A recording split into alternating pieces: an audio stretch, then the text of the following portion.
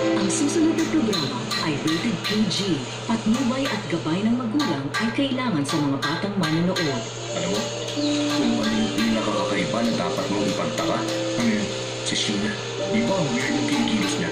Tapos ito, saan na ito makuha? Di ka nagtataka. Sigurado lang si Sheena yung kasama mo sa Spain, pero di mo maalala. Wala pwede yung mga sinasabi mo. Siyempre, curious ako malaman kung ano siya. Interesting, di ba?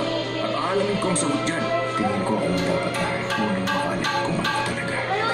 Ayoko na pumasok sa school. Bakit ba ayaw?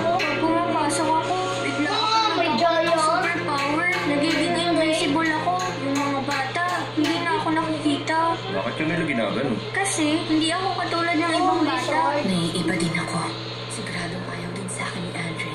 Pag nalaman niya na hindi niya ako katulad, baka lumayo siya. Bakit ka naiiba, ate? At kung iba ka, ayaw sa'yo ni Manong Andre. Alcohol ba yan? Tingin mo, Andre, pwede mo akong turuang uminom? Sure ka. Sige, gusto mo ko samahan.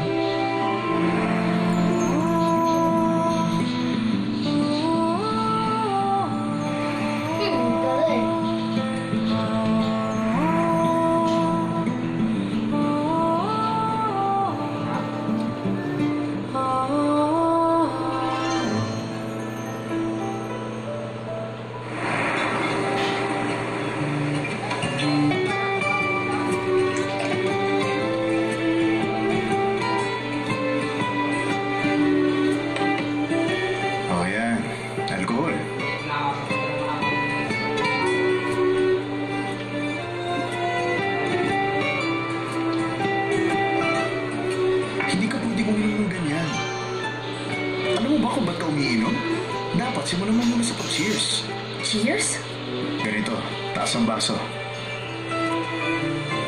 Cheers. Gusto ko ang cheers na yan. Ulitin pa natin. Cheers. Cheers. Cheers. Cheers. Ulitin pa natin. Cheers, cheers.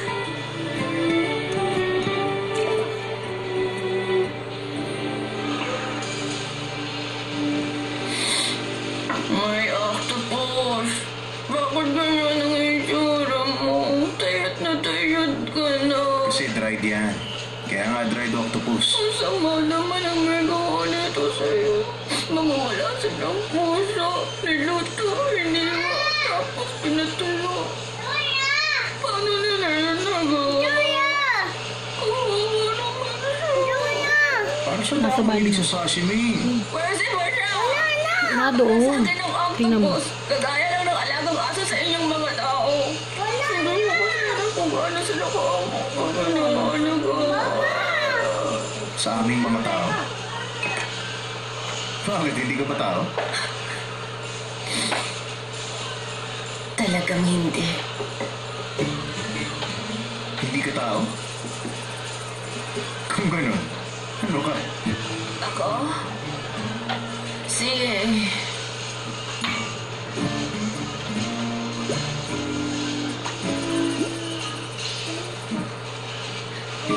Uy, Andre, lasing na ba ako kanina? Okay ka na agad? Ganun pala. Feeling ko hilong-hilong na ako kanina eh. Pero okay na ako ulit. Tara, cheers ulit tayo. Ayos ah. Bilis mo mawala ng amats ah.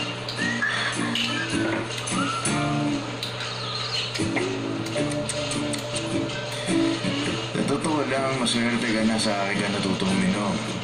Ako naman kasi, hindi ako nahilig maglasing kahit noon. Kaya nga kaya kong mag-enjoy sa pag-inom. Kasi kaya kong kontrolin. Sinabi mo na yan kanina. Ang akin lang, masalamat ka na ako una mong nakainuman. Ako naman kasi hindi ako nahilig na maglasing kahit noon. Kaya nga madali sa akin ang mag-control sa pag-inom ko. Kaya nga dapat, magpasalamat ka sa akin.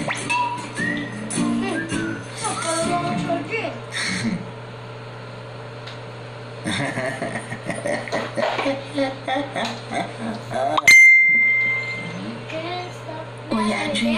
O bakit? Walang uuwi dito ha? Isang round pa! Pero nasa bahay lang tayo, Andre. Lalo ka na eh. Ako? Huwag kang alis ha? Dito ka lang. Tuwa mo? ka lang. Hindi ako aalis. Wala naman akong pupuntahan.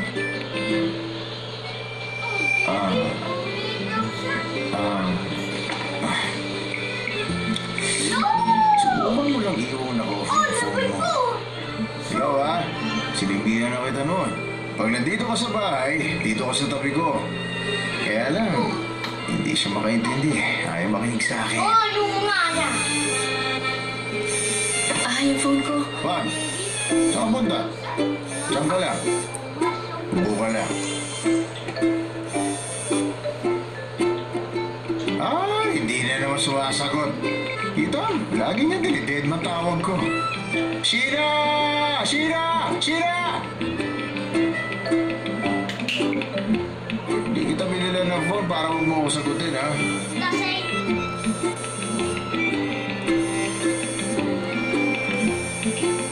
Okay, dyan ka lang. Huwag kang aalis. Saan na ba yun? Hindi ka.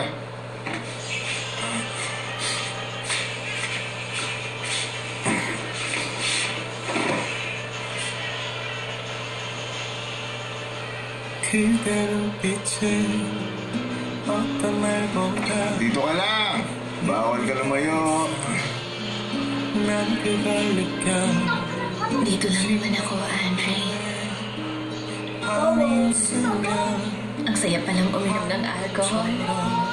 Ito na yata ang pinakamagandang meron kayo sa lupa.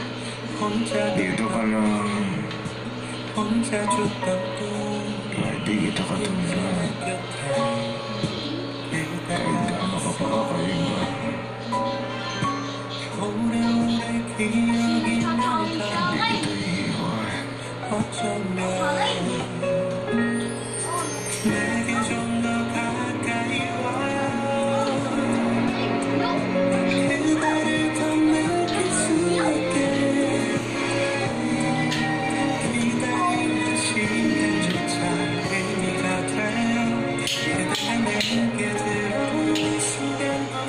Sana hindi lang kasinungalingan ng lahat. Sana totoo ang mga sinabi mo.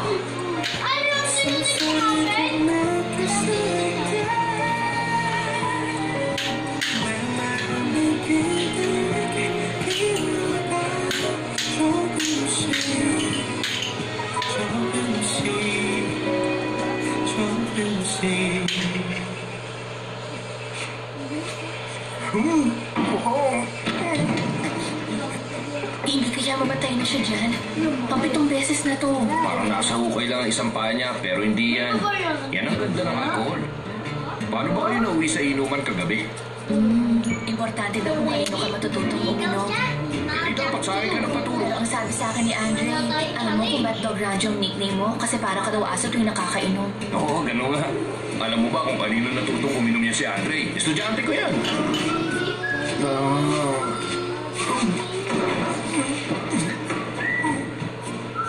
Sandali, yung sinasabi ba ng lasing, totoo ba o kasinungalingan?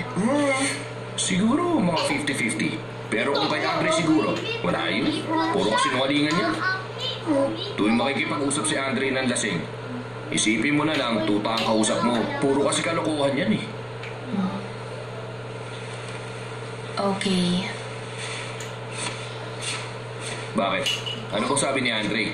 Ano ba sinabi sa'yo ni Andre? May 3 o'clock appointment sa Venezuela. Okay, kung gano'n, oras na para kumilos.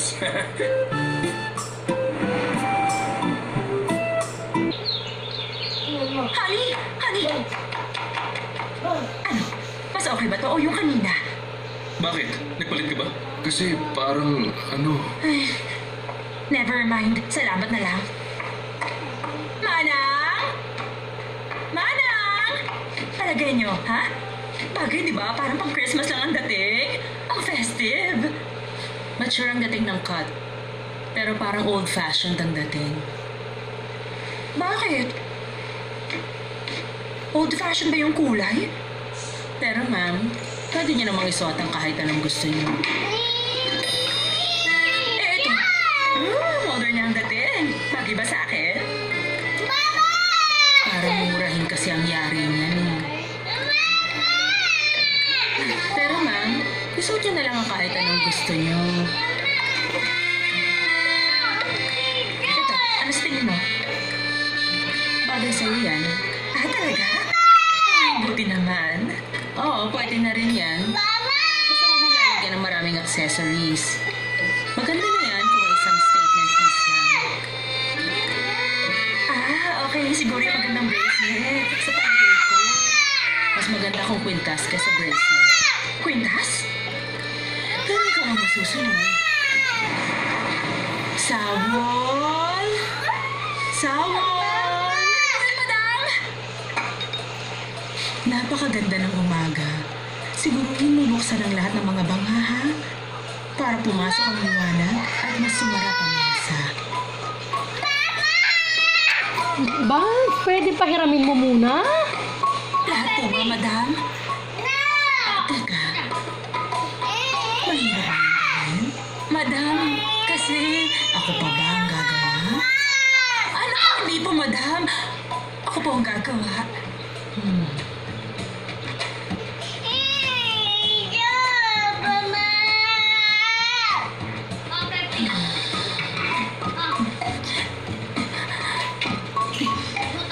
Sawol? Nandiyan na po, madam! Madam, malapit ko na po matapos. Napansin ko mababa ang lipad ng mga langaw. Mukha yatang bubuhos ang ulan maya-maya lang. Takpan mo ang mga bangha. Takpan po. Takpan mo ang mga bangha. Pero madam, kabubukas ko lang po. Ako pa ba ang gagawa? Teka, madam! Ako na po ang magtatakip. Hindi pwede. Dahil meron ka pang ibang gagawin. Po? Pumunta ka sa hupgok ngayon. Lumiham ang pinuno ng mga scholar sa anak kong si Damrion. Kaya nga lang itong anak ko, hanggang ngayon wala pa rin siyang sagot sa liham na yon. Kaya gusto kong ikaw mismo magdala ng liham at hintayin mo na ang kasagutan niya. Si Sandali. Madam. Sa tingin ko alam na niya. Kaya pinaghihiwalay niya tayo. Kung ipapanganak tayong muli, ikaw pa rin na gusto ko maging kabiyak. At magsasama tayo na matagal. Hindi ko na alam ang gagawin ko. Hirap na ako. Huwag ka mag-alala. Sa susunod nating buhay, ipapanganak akong mayaman.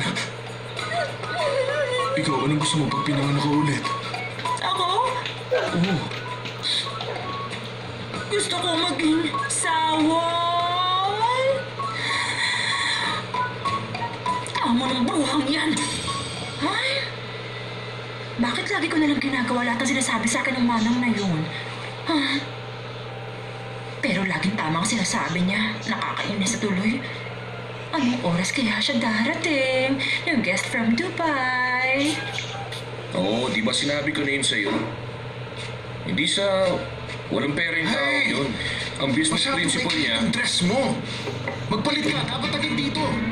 Magbihis ka na! Business principle niya, where the heart goes. Kaya para sa kanya, mas importanteng imbitahin kang kumain sa bahay kaysa kumain sa diba, totoo, nahihirapan talaga akong isip ang meeting na to eh. Tandaan to, okay? Hindi pwedeng iparamdam natin bibigyan natin siya ng pera. Kailangan maging sincere tayo. Ayoko kasi makakuha siya ng ibang idea. Pero di ba, sabi sa atin ni Micah, baka con artist ng mga taong yun. Ano bang alam ng kapatid mo, ha? Anong alam niya sa mundo? Lagi siya nasa loob ng lab niya. Puro mga lumang tile sa terraces ang kaharap niya. Puro mga yun ang kausap niya. Kaya anong alam niya? Tama ka. Kaya huwag mo i-cross-check si Chairman. Huwag ka maraming tanong. Masyadong old-fashioned yun, okay? Huwag mong gagawin yun, ha? Bakit ito gagawin niyo sa harapan niya? Gagawin kayo ng patalikod. Nasaan ba si Micah? Di ba siya dadating? Pauwi na yata siya. Dadaan muna siya sa lab. Tagal naman. Late na siya.